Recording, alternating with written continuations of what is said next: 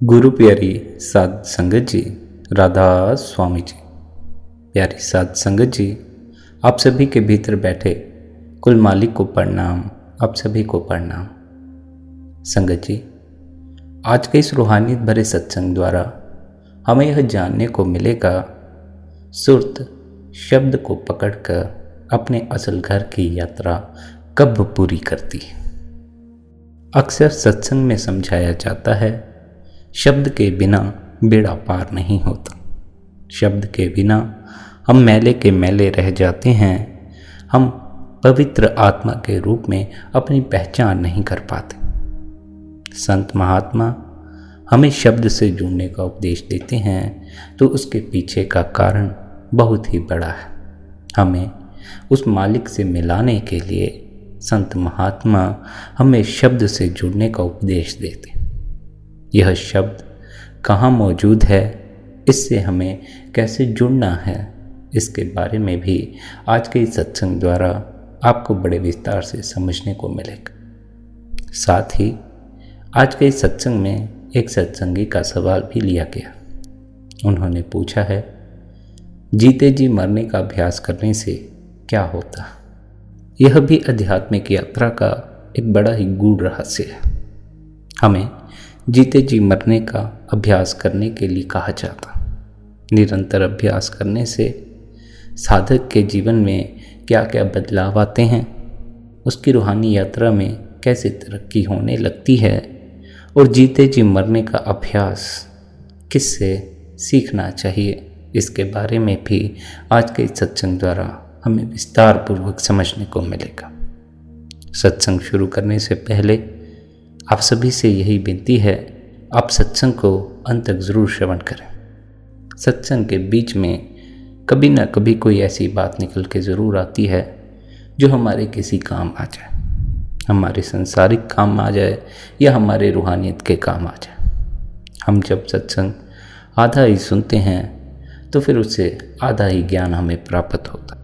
और यहाँ यह भी ख्याल रखें कि सुनने पर अलग से जोर नहीं देना है, ध्यान नहीं देना। सहजता से सुनाई पड़ता है, सहजता से ही सुनना।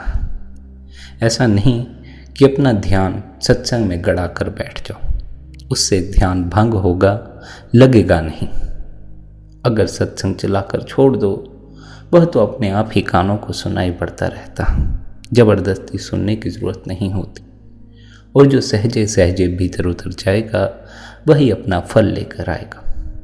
सहज समाधि सबसे बढ़िया होती है, बजाय इसके कि हम 100 तरह के हाथ पैर मारें और फिर हम कुछ प्राप्त करें। हमें अपनी कोशिश से इतना प्राप्त नहीं होता जितना मालिक की कृपा से प्राप्त हो जाता। सहजे सहजे चलोगे, मालिक की कृपा ज़रूर बरसेगी। मालिक की कृपा के पात्र बनना है। उसके पात्र बनने के लिए हमें क्या चाहिए कि हम अपने मैले मन की सफाई कर लें। इस मैले मन की सफाई के लिए भीतर शब्द की डोर को पकड़ लें और उस डोर के सहारे अपने असल घर की ओर रुक कर। आज के सत्संग का उद्देश्य भी सुरत शब्द योग और जीते जी मरने के अभ्यास के बारे में विस्तार पूर्वक समझने पर है। आप सभी से यही विनती है, सत्संग को अंत तक श्रवण करें। आइए इस रूहानियत भरे सत्संग की ओर बढ़ते हैं। सर्व रोग का औषध नाम, कल्याण रूप मंगल गुणगान। आप फरमाती हैं, मौत किसी को नहीं छोड़ती। सौभाग्यशाली हैं वे जीव जिन्होंने जीते जी मरने की विधि सीख ली है। वे नित्य मरते हैं क्योंकि उन्होंने सुरत शब्द योग का अभ्यास करके शरीर को खाली करने, अंतर में गुरु से मिलाप करने की युक्ति सीख ली है। वे आत्माएं अखंड सौभाग्यशाली हैं क्योंकि उन्होंने इसी जीवन में अपने पति को पा लिया, यानी उस परमात्मा को पा लिया। उससे उनका पूर्ण मिलन हो गया। नाम से जुड़ा हुआ जीव ही सच्चा ज्ञानी है। नाम उसे छोड़ता नहीं और अपने साथ सचखंड ले जाता है। आप कहते हैं जगत के पदार्थों से मोह नहीं करना चाहिए क्योंकि ये स्थायी और परिवर्तन रहित नहीं है। इसके बजाय उस परमपिता परमात्मा की खोज करनी चाहिए जो नित्य और परिवर्तन रहित है।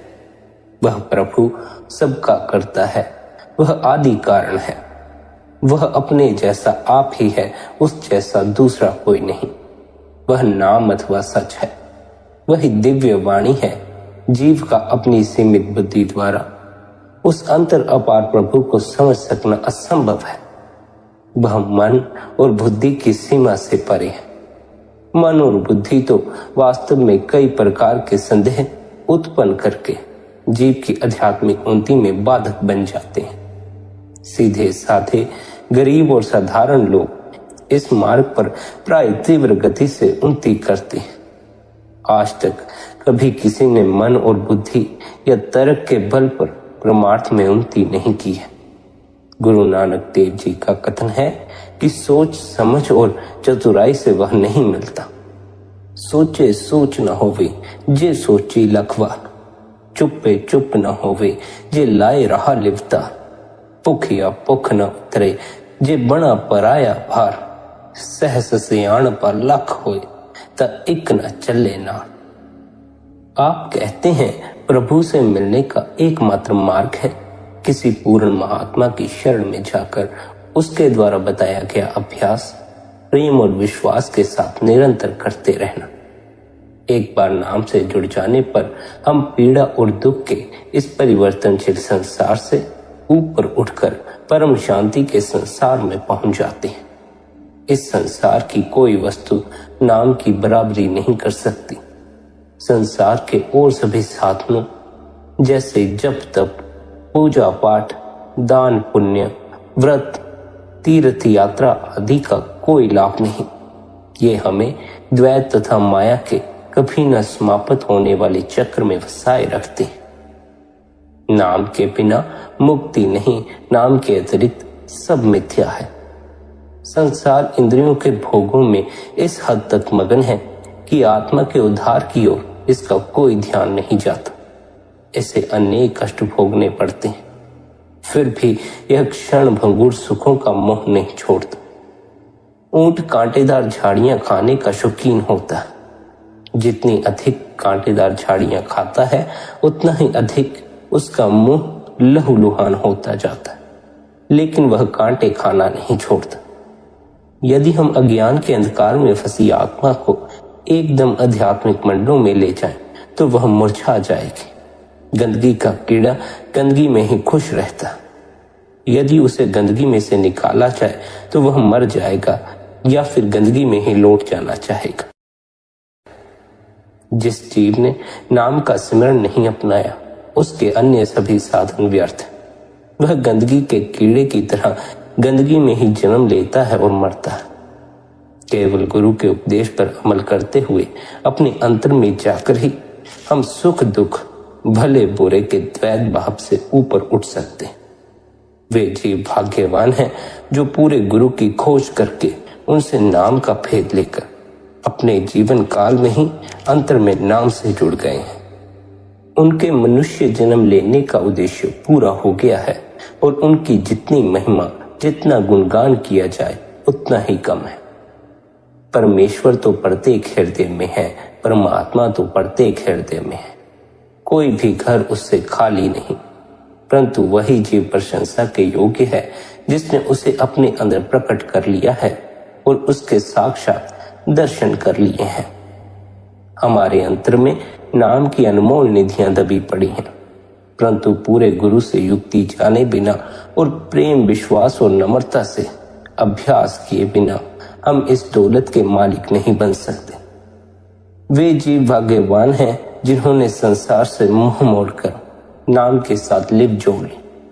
सब लोग बंदी हैं और किसी भी क्षण मृत्यु का शिकार हो सकते हैं, सिवाय उस सूरमा के जिसका शरीर कैद में है, पर आत्मा परमात्मा के चरण कमलों में है।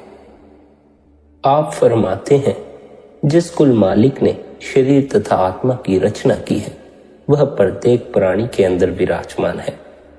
वह अमर, अनादि, अनंत तथा परिवर्तन रहित है। केवल नाम से जुड़कर ही हम उसे पा सकते हैं। केवल नाम से जुड़कर ही हम अपने भीतर बैठे परमात्मा के साथ मिलाप कर सकते हैं।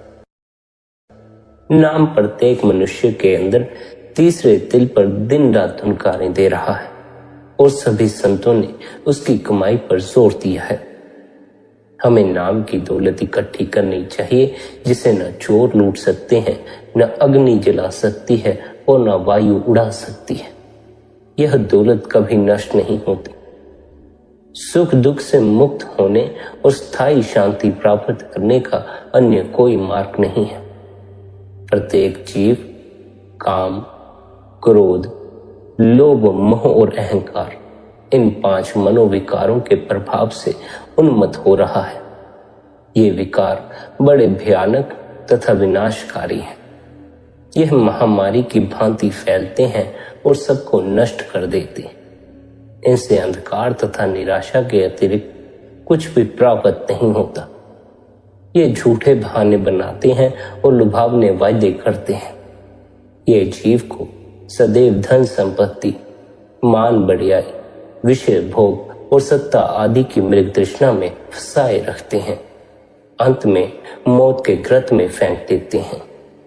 इनके पंजे से मुक्त होने का एकमात्र उपाय किसी पूर्ण महात्मा की शरण लेना है। वह सुरत को शरीर के 9 द्वारों से निकालकर तीसरे तिल में एकाग्र करने और वहां पर हो रही शब्द धुन से जुड़ने का भेद देता है। शब्द से जुड़कर मन सब विकारों और बुराइयों को त्याग देता है। पवित्र और नेक जीवन तभी संभव है जब हम शरीर के 9 द्वारों से ऊपर उठ सकें। जब तक हम इनके क्षेत्र में, इनके प्रभाव में हैं, हम कैसे भी कर्म कर लें, मन और इंद्रियों को जीत नहीं सकते। बर्तन को बार बार मांजने और चमकाने का क्या लाभ यदि हमें उसमें कुछ डालना ही नहीं है। पवित्र जीवन, निर्मल रहन सहन का लाभ तभी है जब हम इनके द्वारा मुक्ति प्राप्त कर सकें। मुक्ति पाना तो तभी संभव है जब हमें प्रभु कृपा से किसी देहधारी पूरे संसद गुरु की शरण मिल जाए तथा वह हमें नाम से जुड़ने का भेद दे दे। सच्चे गुरु का मिलना ही यह निर्णय करता है कि हम दयाल के मार्ग पर अग्रसर होंगे अथवा काल के मार्ग पर ही चलते रहेंगे। जो अंतर में जाते हैं और जिनका दिव्य चक्षु खुल जाता है, वे जानते हैं कि परमात्मा ही एकमात्र करता है। जो भी होता है उसी की आज्ञा से होता है और उसको केवल पूरे गुरु और नाम के द्वारा ही प्राप्त किया जा सकता है। जो लोग नाम में विलीन हो जाते हैं वे सभी में प्रभु को देखते हैं। पानी, भाप और बर्फ देखने में चाहे अलग अलग नजर आते हैं, परंतु वास्तव में एक ही होते हैं और इसका ज्ञान केवल उन्हीं को होता है जो बर्फ को पिघलाकर पानी और पानी को तपाकर भाप बना लेते हैं। इसी प्रकार वास्तव में सब जीव प्रभु के ही रूप हैं, पर जिन अभ्यासियों ने अपनी सुरत को नाम में विलीन कर दिया है, उन्हीं को यह ज्ञान होता है कि प्रभु सर्वव्यापक है। बाहरी दृश्य और आकार आदि सब उसी के प्रकट रूप हैं। परमेश्वर ने सब मनुष्य समान बनाए हैं। सबका एक ही स्रोत तथा एक ही करता है। सब जीव उस एक सतनाम सागर की बूंदें हैं और अंत में सबको उसी में समाना है। निज घर को लौट जाने और परमेश्वर से मिलाप करने का रास्ता हम सबके अंदर है और वह भी सबके लिए एक ही है। केवल वह प्रभु ही सत्य है, वही शाश्वत है। ब्रह्मांड तथा इसकी सब वस्तुएं असत्य हैं, नाशवान है। उस सच्चे प्रभु को सोच विचार से नहीं पाया जा सकता।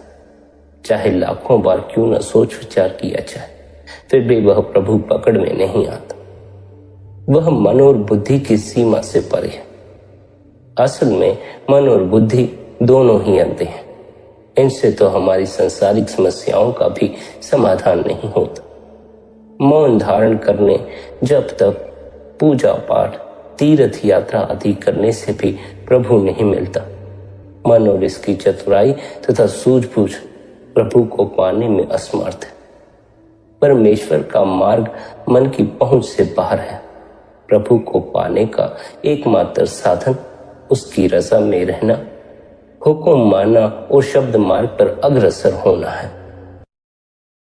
हुक्म का अर्थ प्रभु की आज्ञा भी है और शब्द भी है।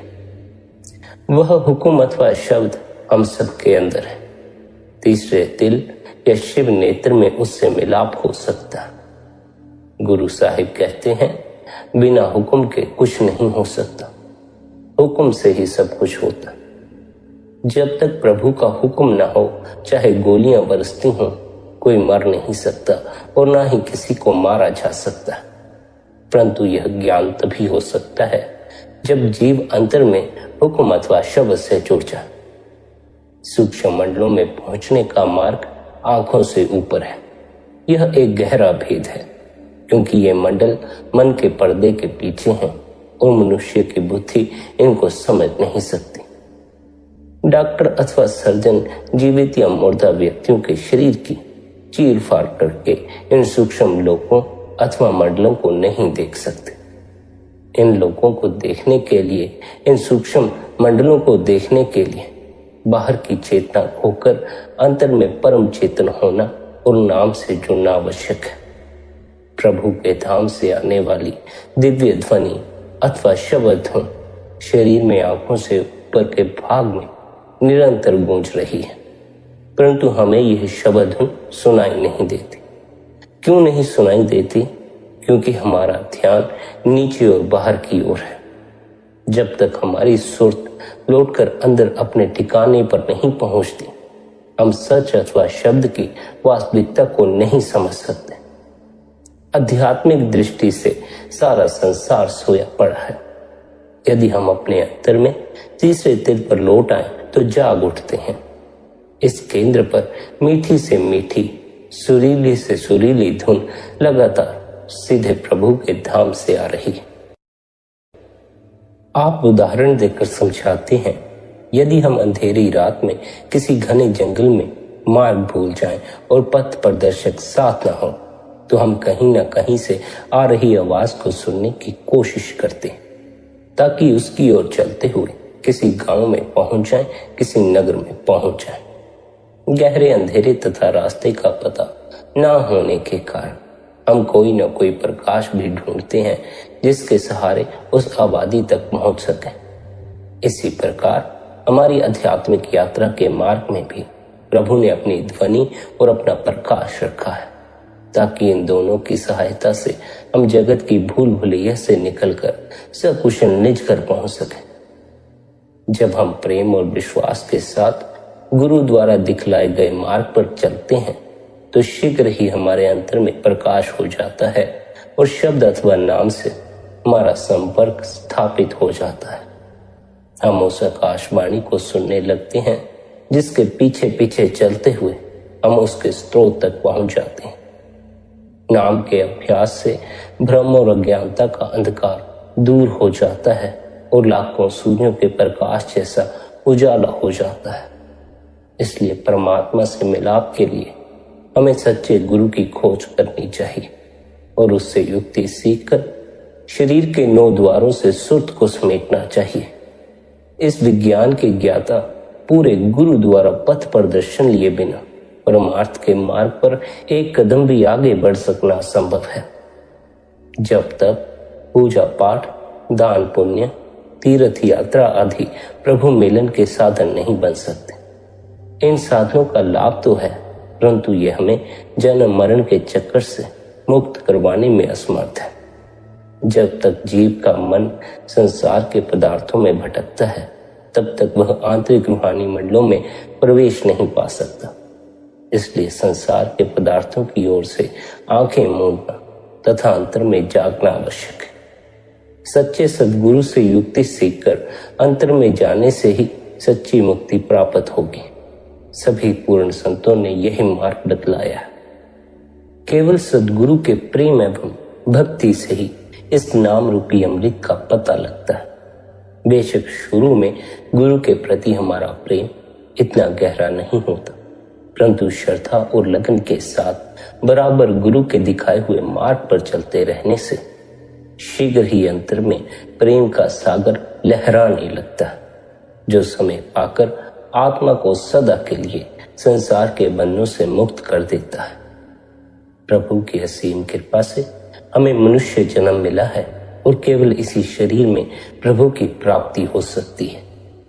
परमेश्वर की दया मेहर से हमें सद्गुरु भी मिल गया है और उसने हमें नाम का भेद भी दे दिया है तथा यह दात बख्शकर वह सदा के लिए हर शिष्य के तीसरे तिल में विराजमान है। हमारा कर्तव्य है कि हम सद्गुरु के उपदेश के अनुसार चलें, सद्गुरु से प्रेम बढ़ाएं और इस तरह स्थायी आनंद प्राप्त कर लें। शब्द से जुड़ने और प्रभु से मिलाप नहीं, सच्चा सुख या सच्चा आनंद है।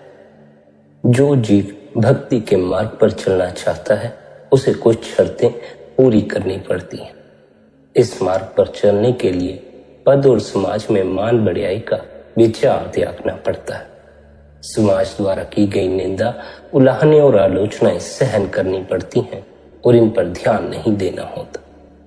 निंदा अपशब्द व दुर्व्यवहार प्रेम और भक्ति की गली में चौकीदार है। ये प्रेमी के मन की मलिनता को धोकर उसे निर्मल बना देते हैं। उसे मित्रों, बंधुओं, संबंधियों आदि के विरोध का सामना करना पड़ता है तथा रीति रिवाज और कर्मकांड का त्याग करना पड़ता है जो उसे बाहरी जगत में भटकाते रहते। लालच, कुटिलता, बेईमानी तथा वासना से बचना पड़ता है। प्रभु के प्रेमी को ऐसी सहज अवस्था प्राप्त करनी पड़ती है जिसमें मान प्राप्त होने से प्रसन्नता अथवा अपमान से दुख न हो। मान और अपमान समान प्रतीत होते हैं। निंदकों तथा प्रशंसकों दोनों के प्रति उसे उदासीन रहना पड़ता है। उसे निर्भीक तथा साहसी बनना पड़ता है। यह विश्वास रखना पड़ता है कि प्रभु की आज्ञा के बिना पत्ता भी नहीं हिल सकता। चिंता अभ्यास में अड़चने डालती है। जब तक संसार का भय पूरी तरह समाप्त नहीं होता तथा संदेह नष्ट नहीं होते, भक्ति स्थिर नहीं रह सकती। जो लोग प्रभु के प्रेमियों का अपमान करते हैं वे भक्ति तथा उससे प्राप्त होने वाली शांति की महिमा नहीं जानते और बहुत हानि उठाते हैं। अभ्यासी को मनमत का त्याग कर गुरुमत ग्रहण करना चाहिए। यदि वह अपने आप को गुरु शरण रूपी किले में बंद करके दृढ़ विश्वास व प्रेम से गुरु की आज्ञा का पालन करता रहे तो उसे कोई चिंता, कोई भय नहीं रहता। अभ्यास से ही मनुष्य किसी कार्य में पूर्ण निपुणता प्राप्त करता है। प्रारंभ में साधक के मन में कई प्रकार के संदेह होते हैं, परंतु दृढ़ता तथा सच्चाई के साथ यत्न करते रहने से धीरे धीरे उसका हृदय पवित्र होता जाता है और उसमें असीम प्यार जाग उठता है। केवल दिखावे से कुछ नहीं बनता। प्रेम और भक्ति की कमी तो दृढ़ निश्चय के साथ और ज्यादा भजन स्मरण करके ही दूर की जा सकती है। सद्गुरु में अटूट विश्वास से अंदर नाम प्रकट होता है जो संसार के सब दुखों के इलाज की समर्थ दवा है। आध्यात्मिक रूप से और शारीरिक रूप से सारा संसार दुखों और कष्टों में फंसा हुआ तड़प रहा है। काम, क्रोध, लोभ, मोह और अहंकार रूपी डाकुओं ने लोगों की सब पूंजी लूट ली और वे पागल हुए फिरते हैं। इन पांचों विकारों का विषय प्रत्येक घर और प्रत्येक हृदय में फैल चुका है। कोई इससे बचा नहीं। लोग मानसिक और आध्यात्मिक पतन तथा शारीरिक रोगों के बोझ से थककर चूर हो चुके हैं। युवा व्यक्ति सुख शांति के कभी भी पूरे न हो पाने वाले स्वप्न संजोता हुआ वृद्ध हो जाता है। सब और दुख और अशांति है। जो वस्तुएं कभी प्राप्त नहीं हो सकती उनकी प्राप्ति की अभिलाषा बनी रहती है। सचमुच यह ऐसी मृत तृष्णा है जो जीव को सदैव भ्रम में रखती है। धन संपत्ति, स्वास्थ्य, यौवन, मान बढ़ियाई सब क्षण भंगुर है। पल दो पल विद्युत के जैसी चमक दिखाकर ये फिर जीवन को घोर अंधकार में छोड़ जाती। इंद्रियों के भोगों ने संसार को विनाश के मार्ग पर डाल रखा है। भोग से रोग और रोग से शोक। जितना अधिक विषय भोग उतने ही अधिक शारीरिक रोग तथा उनसे उत्पन्न होने वाले दुख, प्रसन्नता का पल भर का अनुभव, सत्ता का क्षणिक मत, काम का थोड़े समय का नशा, सबका अंत दुख, चिंता और पीड़ा है। कितने खेद की बात है कि सब कुछ जानते हुए भी लोग अंधों की तरह इनके पीछे भागते रहते हैं। उन्होंने सुख, शांति व मुक्ति के सच्चे स्रोत नाम की ओर से मुख मोड़ लिया है, जबकि केवल नाम ही जीव के दुख व क्लेश नष्ट करके परमानंद की अवस्था में ले जा सकता। आप कहते हैं, लोग सोच लेते हैं, ए जग मीठा अगला किन डेठा। वे समझते हैं कि संसार व इसके पदार्थ स्थायी हैं। यह अज्ञान है, माया का खेल है। हम प्रतिदिन देखते हैं कि हमारे साथी हमारा साथ छोड़कर जा रहे हैं। हम स्वयं अपने कंधों पर उठाकर अग्नि अथवा मिट्टी के उन्हें सुपुर्द करके आते हैं। परिवर्तन का नियम हर वस्तु, हर स्थान पर लागू होता है। मधुर और प्रिय लगने वाले सुख समय पाकर दुखों में बदल जाते हैं। हमारी इच्छाओं का कोई अंत नहीं, एक में से दूसरी जन्म लेती है और दूसरी में से तीसरी। यह कभी ना खत्म होने वाली कड़ी बनी ही रहती है और इन इच्छाओं को पूरा करने के लिए हमें बार बार संसार और देह के बंधनों में आना पड़ता है। अपने बंधनों को खोलने के स्थान पर हम ऐसे कर्म करते हैं कि ये बंधन और अधिक मजबूत हो जाते हैं, जिससे हम संसार के कारागृह में बंदी बने रहते हैं। आत्मा प्रभु की अंश है, परंतु यहाँ मन की दासी बनी बैठी है और मन इंद्रियों का सेवक बना हुआ है। परिणाम स्वरूप सारा संसार काम, क्रोध, लोभ, मोह और अहंकार रूपी 5 महारोगों का शिकार हुए बैठा है। इस प्रकार मन बिना नकेल के ऊंट की तरह आवारा घूमता है और इसका भटकना कभी समाप्त नहीं होता। इसे दुख ही दुख, मुसीबतें ही मुसीबतें सहन करनी पड़ती हैं। इससे बार बार दंड मिलता है, परंतु यह मूर्ख कभी इससे शिक्षा नहीं लेता। मन बहुत अच्छा सेवक है, लेकिन बहुत बुरा स्वामी है। यदि मन को अनुशासन में रखा जाए तो यह आश्चर्यजनक कार्य कर सकता है, परंतु यदि इसे बेलगाम या स्वतंत्र छोड़ दिया जाए तो भारी विनाश का कारण बनता है। चाहिए तो यह था कि मन आत्मा के अधीन होता और इंद्रियां मन के, ताकि जीव की वह दुखदायी अवस्था बदल जाती जिसमें यह अपने ऊंचे स्रोत तथा संसार में मनुष्य शरीर धारण करने के असली ध्येय को ही भूला बैठा है। जितना अधिक संसारिक पदार्थों के मोह में हम फंसते जाते हैं, अपने निज घर से उतना दूर होते जाते हैं। इस दशा का केवल यही एक इलाज है कि पूरे गुरु की शरण में जाकर नाम का अभ्यास किया जाए। इसके सिवाय जन्म मरण के चक्कर से छुटकारा पाने का दूसरा कोई उपाय नहीं। संसार के सब रंग, रूप और पदार्थ केवल धोखा है। हमें बंदी बनाए रखने के लिए ये काल के कपटपूर्ण बुने हुए जाल है। मन और आत्मा दोनों को कुमार्ग पर चलाए रखने तथा इनके मार्ग में अड़चने डालने के लिए काल ने अपने 5 दूत काम, क्रोध, लोभ, मोह और अहंकार छोड़ रखे हैं। जैसे पक्षी दाने के लोभ में आकर शिकारी के जाल में फंस जाता है, वैसे ही आत्मा कामनाओं द्वारा आकृष्ट होकर काल के जाल में फंस जाती है।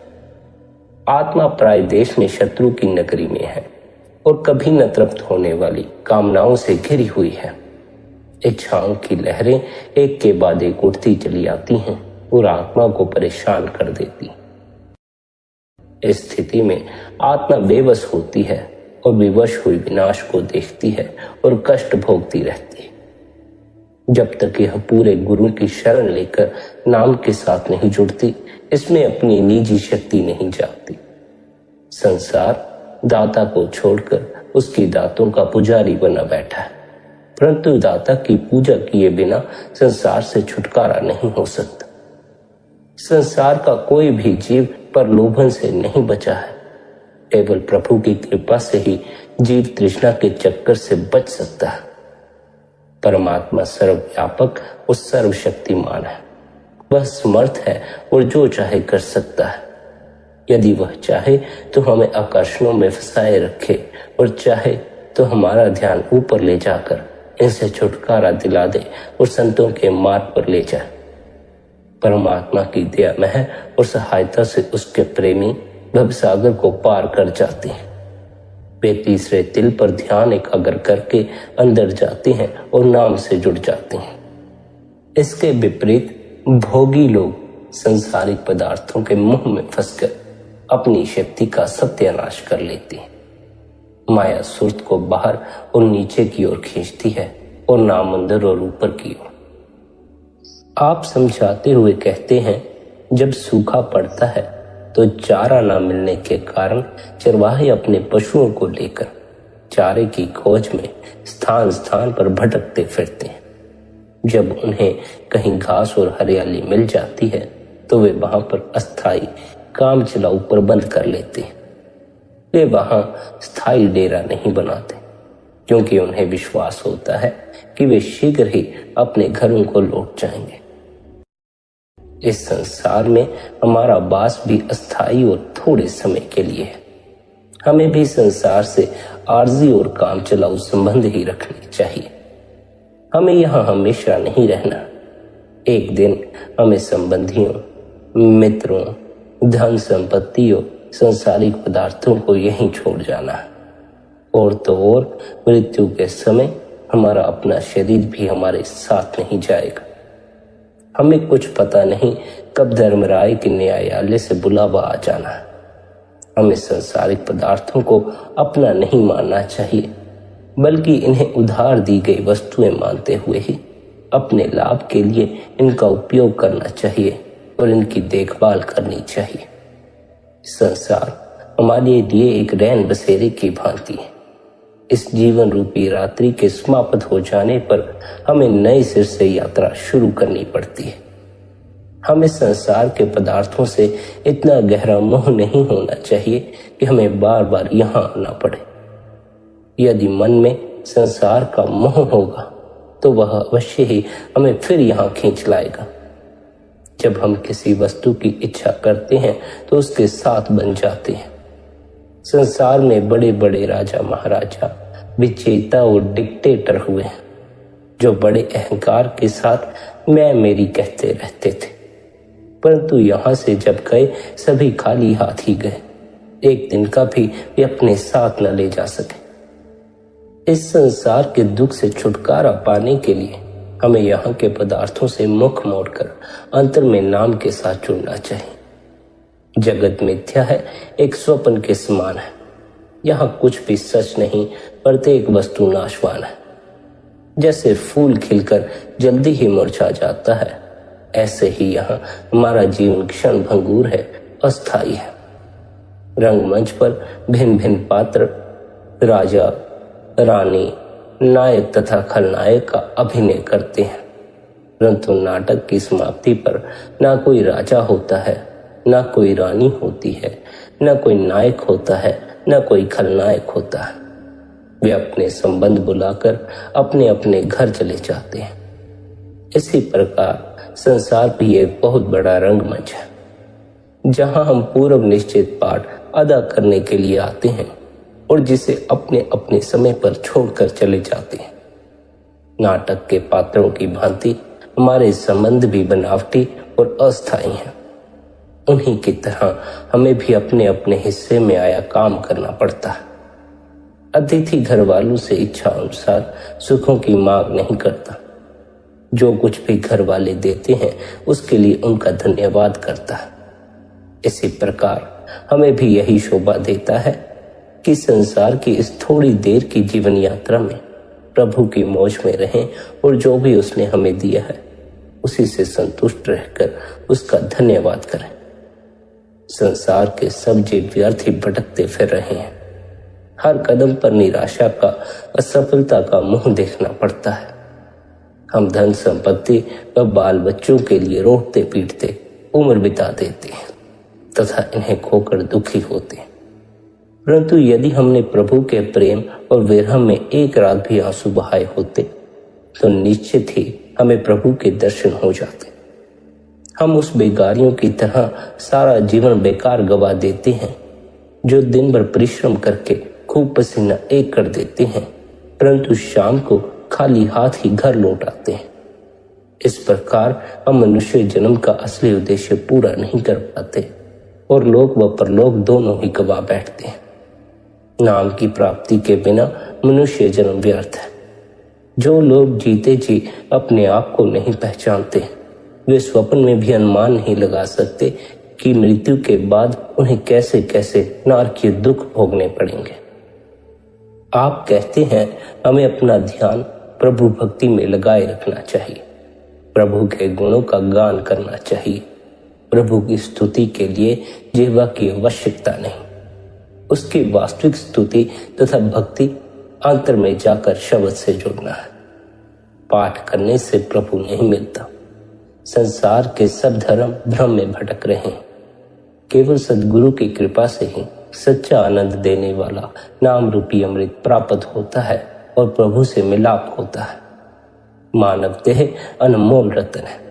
यह हमें 84 लाख योनियों का चक्कर पूरा करने के बाद प्राप्त हुई है और सारी योनियों में सबसे श्रेष्ठ योनि है।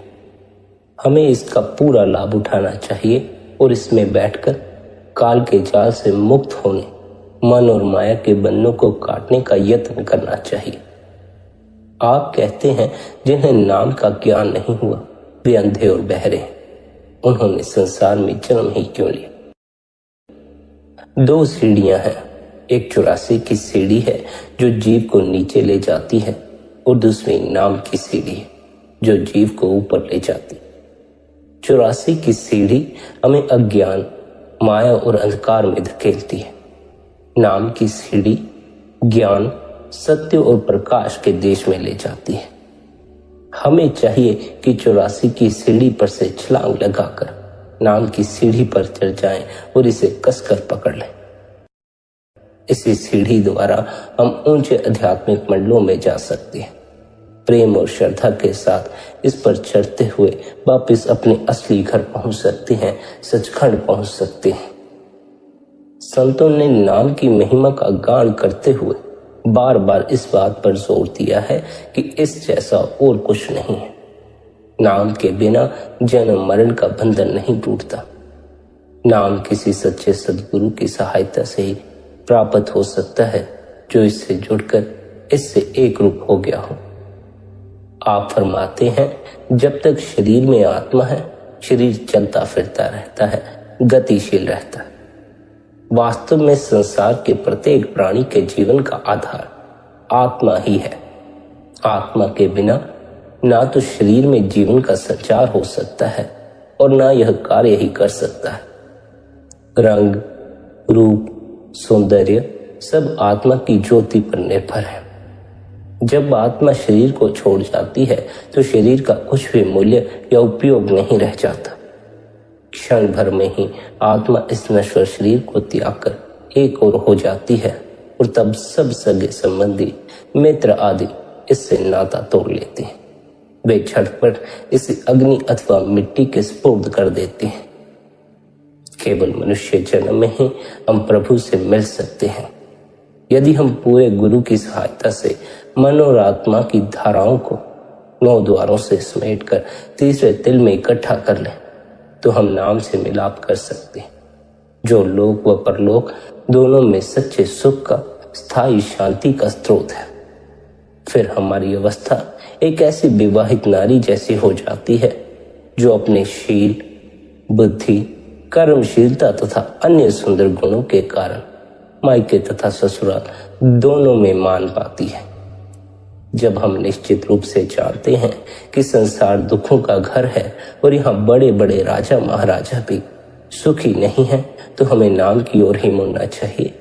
हमें संसार के पदार्थों में लीन नहीं होना चाहिए। संसार के पदार्थों में ही लीन रहे तो इनका मोह और प्यार भीतर जकड़ कर बैठ जाएगा। फिर इनसे छुटकारा नहीं हो पाएगा, बार बार इनकी तरफ ख्याल जाएगा, जिस कारण मृत्यु के समय प्रभु की याद नहीं आएगी, संसार की याद आएगी और संसार की याद वापस इस मृत्यु के जगत में आने का कारण बन जाएगी। जब मृत्यु का घंटा बजता है तो प्रत्येक जीव को कर्मों की रंग भूमि छोड़कर जाना पड़ता है। किसी की मृत देह अग्नि के और किसी की मिट्टी के हवाले कर दी जाती है। प्रत्येक जीव संसार के दृश्यों के प्रति आंखें मूंदने तथा कर्म अनुसार नया जन्म धारण करने को विवश हो जाता है। कर्मों का कानून सब पर लागू होता है। यह सृष्टि का अटल नियम है।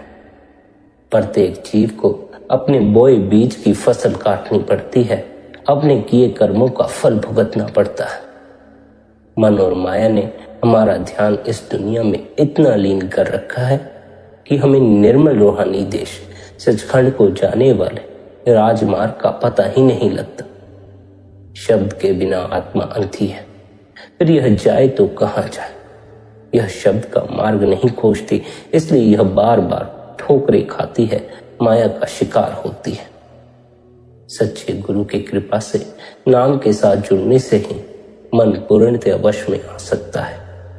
नाम का आनंद पाकर मनुष्य माया की बेड़ियों को तोड़ देता है तथा स्थायी शांति प्राप्त कर लेता है।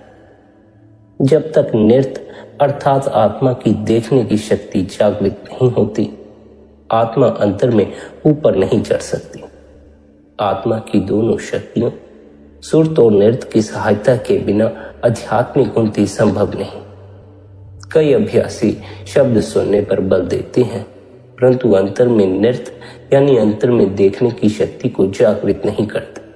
यह ठीक नहीं, क्योंकि जब तक ध्यान तीसरे तिल में स्थिर नहीं होता, न मन अंदर ठहरता है और न अभ्यास में रस मिलता। जब नृत्य सबल होती है तब आंतरिक शब्द भी साफ सुनाई देता है और यह स्पष्ट हो जाता है कि वह अंदर से ही आ रहा है, कहीं बाहर से नहीं। उस समय आत्मा को शब्द की सबसे बारीक और मधुर धुन को पकड़ना चाहिए, जिसके द्वारा वह आगे और ऊंचे मंडलों में जा सकेगी। 10वें द्वार में पहुंचकर यह काल और माया के जाल से स्वतंत्र हो जाएगी। सब संत महात्माओं का मत है कि आध्यात्मिक उन्नति के लिए सद्गुरु की प्रेम भरी भक्ति जरूरी है। भक्ति के द्वारा ही अंदर नाम से मिलाप होता है और अंतर में तीसरे तिल पर होने वाली अखंड कीर्तन की मीठी धुनें सुनाई देती हैं। यही असली गुरुमत या संत मत। इसके अलावा सब कुछ झूठ और धोखा है, क्योंकि जब तक हम मन व माया के दायरे में हैं, हम मन और इंद्रियों के वश में हैं और मन मत पर चल रहे हैं। भक्ति मार्ग हमारे निज घर को जाने वाला राजमार्ग है। जब हम एक बार इस मार्ग पर चलना शुरू कर देते हैं तो फिर कहीं भी जाएं, कैसी भी अवस्था में हो, सद्गुरु का दया मेहर का हाथ हमारी पीठ पर हमेशा होता है और सद्गुरु प्रति क्षण हमारा पथ प्रदर्शन करते हुए हमें आगे ले जाने को तैयार रहते हैं। यदि हमें सद्गुरु के प्रति पूर्ण विश्वास है तो हमारे सचखंड पहुंचने में कोई संदेह नहीं है, हम वहां अवश्य पहुंच जाएंगे। बाकी सब साधन होते हैं, वे खाली सीपियों कोड़ियों आदि के समान है। इसलिए हमें भक्ति मार्ग को दृढ़तापूर्वक पकड़े रहना चाहिए। अपनी सारी बुद्धिमत्ता, विद्वता तथा ज्ञान को एक तरफ रखकर पूरी तरह गुरु की शरण लेकर खुद को उसके हवाले कर देना चाहिए। हमेशा गुरु की आज्ञा में रहने से जीव सच्चा गुरुमुख बन जाता है। परमेश्वर बुद्धि की पहुंच से परे है और बिना गुरु की सहायता के हम उसे कभी भी नहीं पा सकते। प्रबल उत्कंठा, तीव्र लगन, हार्दिक प्रेम तथा अटूट श्रद्धा सबका एक ही भाव है। प्रेम, लगन और श्रद्धा संत मत अथवा गुरुमत के अटूट अंग है और सच्ची भक्ति के लिए जरूरी। बाकी बातें मन के छलावे हैं। जीव, सद्गुरु तथा परमेश्वर तीनों ही शुद्ध प्रेम की अनंत श्रृंखला की कड़ियां हैं।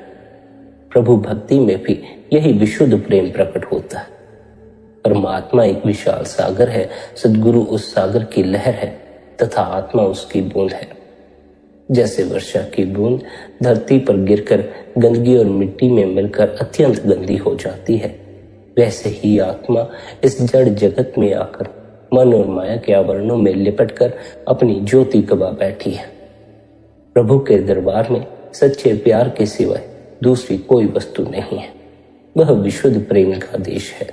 वह शुद्ध, पवित्र और अनंत शाश्वत प्रेम का ऐसा स्रोत है जिसमें माया की मलिनता के लिए कोई स्थान नहीं। पूर्ण संतों के सिवाय वहां कोई नहीं पहुंच सकता और वह केवल उन्हीं का निवास स्थान है। इसलिए सद्गुरु से जितना प्यार किया जाए और जितनी भक्ति की जाए वह भी कम है। प्यारी साध संगत जी, हमें प्रेम और लगन और श्रद्धा के साथ गुरु की भक्ति करनी है। गुरु द्वारा दिए हुए अभ्यास की पालना करनी। गुरु द्वारा दिए हुए अभ्यास की पालना करने से, निरंतर भजन बंदगी करने से हमें अपने भीतर वह मीठा शब्द, मीठा नाम सुनाई पड़ना शुरू हो जाएगा, जिससे जुड़कर हमारे दुख दूर हो जाते हैं, हमारा परमात्मा से मिलाप हो जाता है और हमें अपने असल घर सचखंड में प्रवेश मिल जाता है। अपने असल घर सचखंड में प्रवेश पाने के लिए, परमात्मा से मिलाप करने के लिए, आनंद का स्वाद चखने के लिए भीतर गूंजते शब्द से जुड़ें। शब्द से जुड़ने के लिए निरंतर गुरु द्वारा दिया हुआ अभ्यास करें, निरंतर भजन बंदगी करें, निरंतर ध्यान में बैठें। संगत जी, यदि आज का यह सत्संग आपको अच्छा लगा हो तो आज के इस सत्संग को आप अपने मित्रों और संबंधियों के साथ शेयर भी कर सकते हैं। सबके प्रति भीतर भले की कामना रखें। इतने प्रेम और प्यार से आपने सत्संग को सुना, उसके लिए आप सभी का धन्यवाद। राधा स्वामी जी।